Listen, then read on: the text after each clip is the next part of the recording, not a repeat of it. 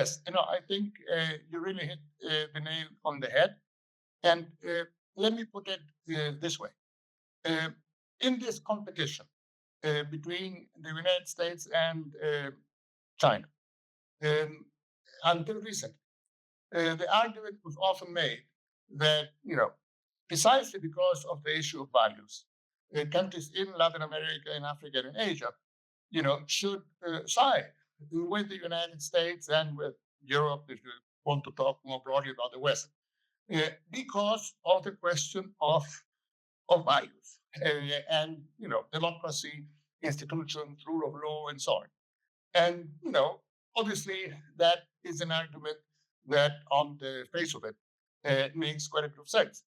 Having said that, the trouble is that over much of this period, what was being put on the table was just, the issue of values. Whereas, on the other hand, China was putting up, projects, financing, ports, railways. There was a famous phrase of an African minister who said that, when we get a visit from a U.S. authority, we get a lecture. When we have a visit from a Chinese minister, we get a hospital. Well, guess what do you prefer?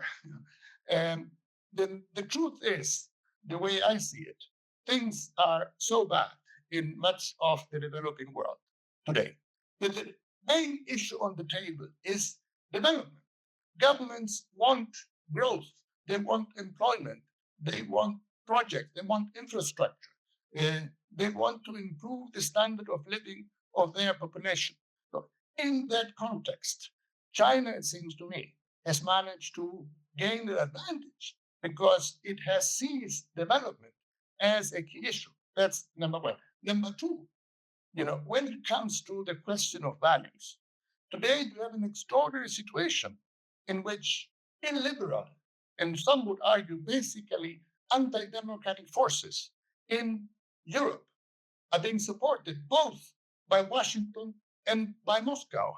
So in that sense, when you talk about the West and you talk about Western values, what West are you talking about? What values are you talking about when, extreme right-wing parties in Germany and elsewhere are being supported both by Moscow and Washington? Can you really talk about Western values in that context? And that the global South should look at the West as it did in the past? Can you really talk about the West today? Ursula von der Leyen, the president of the European Commission, recently said, we can no longer talk about the West as we used to.